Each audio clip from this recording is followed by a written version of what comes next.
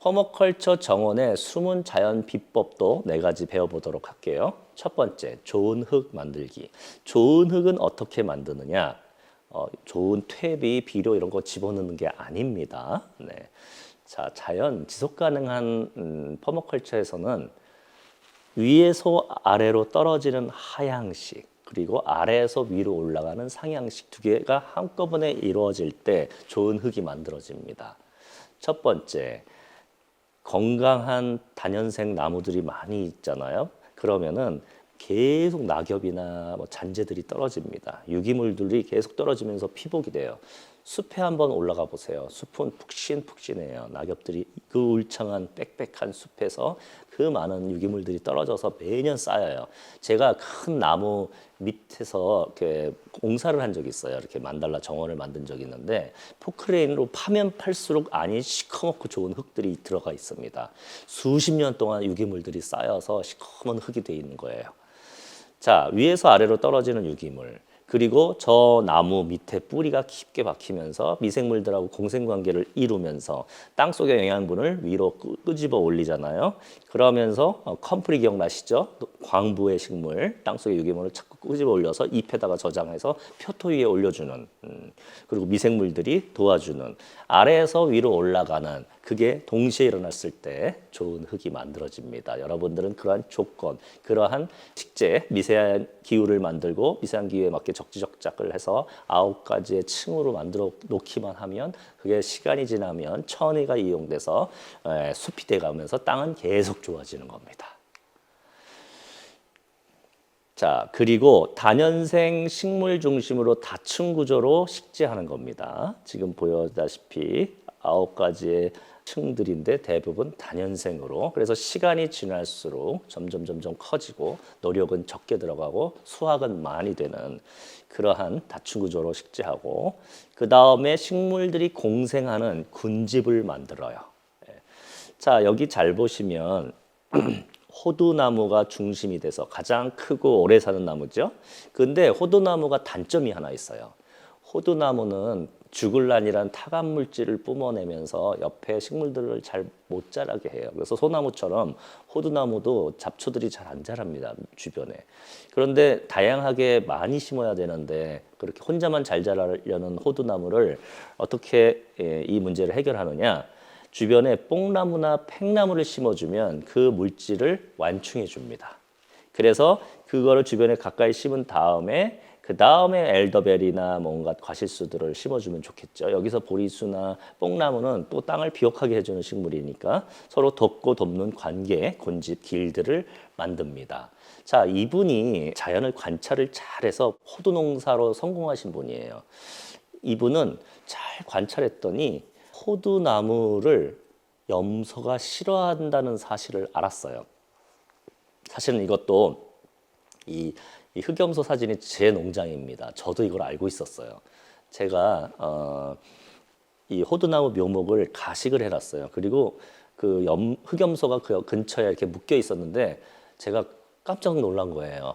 아, 저거 큰일 났다. 제가 이제 출근을 일하러 나가고 나서 일터에서 갑자기 생각이 난 거예요. 저 흑염소들이 이 호두나무 묘목들을 다 갉아먹으면 어떡하지? 그 흑염소는 온갖 나무들을 갉아먹어서 나무가 죽어요. 그래서 어떡하지 하고선 집에 막 달려왔더니 놀라운 게 호두나무만 내버려 두고 주변에 있는 나무를 다 갉아먹은 거예요. 즉, 이 호두나무에서 나오는 특이한 냄새를 흑염소가 싫어하는 거예요. 자, 지금 왼편에 이분은 그거를 실천하셨어요. 이분은 굉장히 넓은 호두 농장에 울타리를 치고 호두를 심은 다음에 흑염소를 풀어놨어요. 그랬더니 흑염소들이 호두나무만 놔둔 채 다른 건 다 갉아먹고, 그러니까 풀들을 관리해주고 염소들이 똥을 싸서 땅을 비옥하게 해주고, 그 다음에 그 숲을 개간할 때 그 나무들은 다 잘라가지고 땅속에다 다 집어넣었어요. 여러분, 통나무를 땅속에다 집어넣은 게 퍼머컬처에서는 뭐라고 하죠? 네, 후굴컬처입니다. 자, 이분은 퍼머컬처 모르세요. 그런데 자연을 관찰하고 이분만의 농사법을 만들어서 성공을 하세요. 그래서 이분 자녀분이 캘리포니아에서 치과에 사는데 그것도 그만두고 와서 아버지랑 같이 호두 농사 지어요. 아들은 그거를 뭐 초콜릿을 입혀가지고선 뭐 그 호두 과자를 만들어서 팔고 뭐 이런 가공 사업을 하고 있습니다. 네, 자, 그러면 식물들끼리 공생하는 동반자 식물 찾는 법을 알려드릴게요.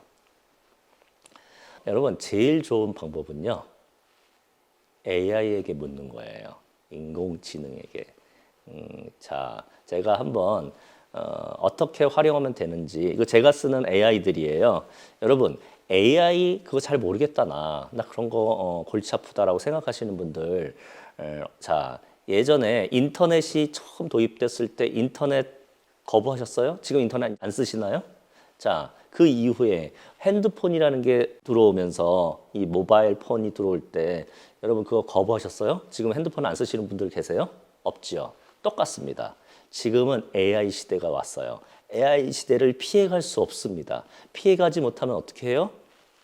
사용을 하셔야 돼요. 자, AI를 이용하면 아주 편하게 이걸 찾을 수 있어요. 이런 분들이 있으세요. 저한테 계속 물어보세요. 뭐 전화도 하고 계속 카톡으로 우리 집에 대추나무가 있는데 이 나무는 뭐하고 같이 심어야 돼요? 그럼 제가 뭐라고 알려드리고 그럼 그 나무 옆에는 또 뭘 심어야 돼요? 또 하루가 멀다고 계속 물어보세요.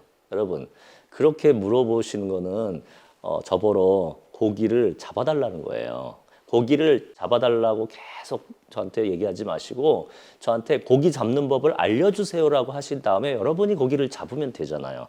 똑같아요. 지금 제가 AI를 이용해서 어떻게 동반자, 공생할 수 있는 식물을 찾을 수 있는지 동영상을 보여드리도록 하겠습니다.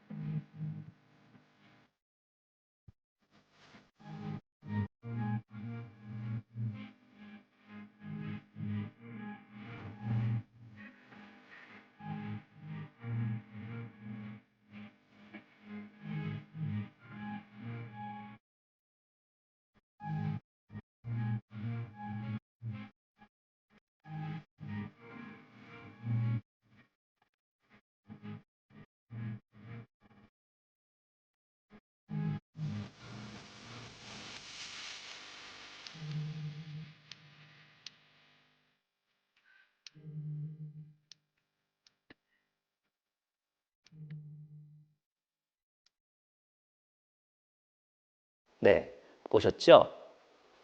이렇게 하시면 됩니다. 자, 두 번째, 조금 더 보완하는 법을 알려드릴게요.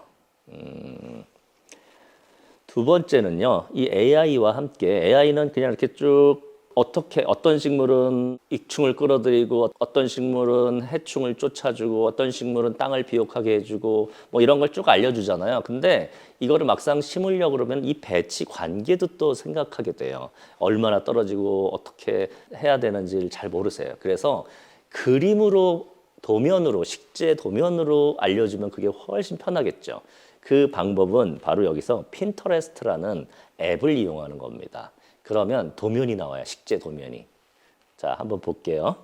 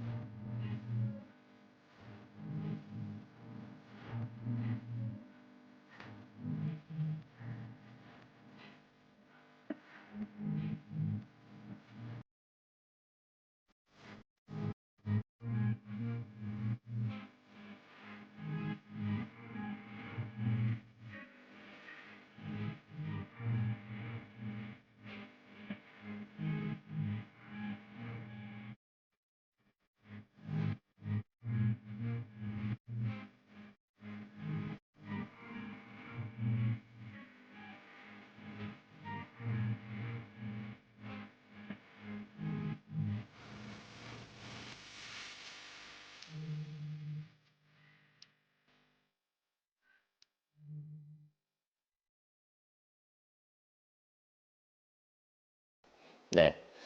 자, 이런 식으로 식재 도면의 예를 들어서 나온 게 이제 이런 겁니다. 이게 사과나무의 길드예요. 군락, 군집. 그래서 여기 보면 잡초를 억제하는 것, 곤충을 끌어들이는 것, 영양소를 축적하는 것, 피복제, 땅을 덮는 피복제를 생산해주는 작물. 이러한 것들을 이런 형태로 심어주면 좋다고 합니다. 그런데 여기서 이건 외국 거를 그대로 번역한 거예요. 우리나라랑 환경이 다르고 식물이 식생이 달라서 구하기도 어렵지만 잘 자라지도 않아요. 그래서 이건 이제 사과나무 길드들이죠. 그래서 우리나라에 맞는 과실수 길드를 제가 따로 연구해서 이거는 월간 가드닝에 제가 연재할 때 썼던 글이에요. 이건 천천히 보시기를 바랍니다. 자, 이러한 교재는 따로 공지를 해드리겠습니다. 자, 아까 핀터레스트를 이용하면 이렇게 식물들의 공생관계를 이렇게 볼 수가 있죠. 그래서 그대로 이렇게 심으시면 돼요. 자, 우리나라에서도 이제 드디어 농촌진흥청에서 식물 간의 공생관계를 이용한 농사 방법에 대한 보급을 하기 시작했어요. 그런데 아쉽게도 잘 보시면 1년생 채소들이에요. 이거와 뭐 관목이나 나무나 과실수와 같이 어울려서 심는 숲의 개념, 포레스트 가든 개념은 아직 우리나라에 도입되지 않았습니다. 조만간 우리나라에도 이 퍼머컬처의 개념들이 좀 들어왔으면 하는 바람입니다. 자, 아까 제가 호두나무는 뽕나무나 팽나무들이 옆에 있어야지 그 독성을 저감시켜주고 그리고 나서 다른 식물들과 공생관계를 심을 수 있다고 말씀드렸잖아요. 그런데 이렇게 한 그루 정도만 심으면 이렇게 할 수 있겠지만 이걸 쭉 호두 농장을 만들겠다. 그러면 매번 이렇게 많은 거를 계속 심으면서 하기가 어려워요. 그럼 어떻게 해야 돼요? 패턴으로 시작해야 돼요. 하나의 패턴, 아주 단순한 간단한 패턴을 하나 만들어서 그거를 계속 복사하면은 그게 바로 호두 농장이 되겠죠. 자, 그게 바로 이겁니다. 하나의 세포를 만드시는 거예요, 이렇게. 호두나무가 하나 있으니까 그거를 저감시켜주는 뽕나무를 심고 그 다음에 질소 고정하는 뭐 보리수를 심고 그러고 나면 이제 자유롭게 사과나무를 심을 수가 있겠죠. 그리고 주변에 베리류를 심고 그리고 그 사이사이에 뭐 여러 가지 채소나 허브들을 심어주는 겁니다. 자, 이 세포마저도 나는 너무 복잡하다. 조성하기가 힘들다. 그러면 더 단순하게 만드는 거예요. 이게 뭐예요? 호두나무만 쫙 심고 그 옆에 타감 물질을 저감시키는 뽕나무를 쫙 줄 맞춰서 심고 그리고 또 사과나무를 쫙 줄 맞춰서 심고 그리고 이제 그 옆에 뭐 질소 고정하는 뭐 보리수라든지 이런 걸 쫙 줄 맞춰서 심으면 이게 쭉 나가면 이게 과수원이잖아요. 예, 호두를 수확하려면 이 줄 따라서 쭉 가면 호두 수확이고 뭐 뽕나무, 오디를 수확하려면 일로 쭉 가면 수확할 수 있고 이렇게 줄 맞춰서 쭉 심으면 더 단순화된 패턴입니다. 이거 어디서 많이 보지 않으셨어요? 이게 과실수가 아니라 그냥 채소라고 생각하셔도 돼요. 여기에 K를 심었다. 그러면 그 옆에 벌레를 쫓아주는 메리골드를 쭉 심고 그 옆에 파를 쭉 심고 이거 일강 첫날 첫 시간에 처음에 봤던 그림 레인보우 가든 무지개 정원하고 똑같은 원리입니다. 자, 이렇게 상업화하고 과수원을 만들거나 이럴 때는 이렇게 단순한 패턴으로 바꾸시는 거예요. 아열대 길드도 충분히 만들 수가 있고요. 네 번째, 기능을 중합하라. 자연은 한 가지 기능만 갖고 있는 것은 없습니다. 그걸 다중기능이라고 얘기하는데 예를 들어서 인간이 만든 거는요. 하나마다 각각 기능은 한 가지씩이에요. 예를 들어서 자동차의 한 기능을 갖고 있는 부품이 고장이 났다. 그러면 자동차는 멈춥니다. 그걸 고쳐야 돼요. 그런데 자연이 만약에 자연의 기능 중에 하나가 고장 나면 자연이 멈춰버리면 큰일 나겠죠. 그래서 자연은 하나가 여러 기능을 하고요. 그 기능을 여러 개가 한꺼번에 해주고 있어요. 그래서 이 기능에 있어서 하나가 망가지더라도 나머지들이 그 기능을 해주기 때문에 자연은 쉽게 멈추지 않는 겁니다. 다중기능, 중첩기능 이렇게 표현을 하는데 이 자연의 다중기능을 우리가 응용을 할 수가 있어요. 예를 들면 물을 주지 않고 가뭄을 이기는 농장을 만들면 얼마나 좋겠어요. 물을 하나도 주지 않아도 되는 농장. 자, 그러려면 물을 주지 않아도 되는 방법을 5가지를 동시에 쓰는 거예요. 그러면 5가지 중에 하나가 망가져도 4가지가 작동을 하기 때문에 식물이 말라 죽지 않겠지요. 바로 이겁니다. 탄탄하게 여러 가지 기능들이 서포트를 해주다 보면 이게 쉽게 망가지지 않는 거예요. 첫 번째, 물을 모아서 필요한 곳으로 보내기 위한 지형을 조성한다. 이게 바로 뭐죠? 스웨일입니다. 그림처럼 등고선을 따라서 이렇게 스웨일을 만들면 물이 계속 비가 오면 저장이 돼서 땅속으로 스며들어서 이렇게 볼록 렌즈처럼 물 저장 탱크를 땅속 밑에다가 넣어줘요. 그러면 이게 무슨 관수법? 저면 관수법이죠. 만들어만 놓으면 비는 뭐 일주일에 한 번이나 계속 오잖아요. 예, 그러니까 물을 계속 저장하는 장치인 거죠. 두 번째, 밀식 재배를 하는 겁니다. 숲을 가면 빽빽하게 다양하게 이렇게 밀식이 돼 있잖아요. 그러니까는 이 숲에 들어가면은 숲이 항상 촉촉합니다. 해가 강해도 숲은 시원하고 촉촉해요. 그래서 식물이 여름에도 잘 자라는 겁니다. 물이 증발하지 않게 그림자를 들여주는 거죠. 세 번째, 이왕이면 건조에 강한 식물을 심으세요. 품종 선택부터 내건성 식물입니다.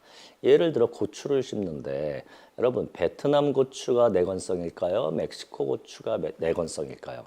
바로 그 식물의 원산지를 보면 어떠한 환경 속에서 그 식물이 잘 자라는지를 알 수 있을 거예요. 자, 네 번째, 피복을 두껍게 해라.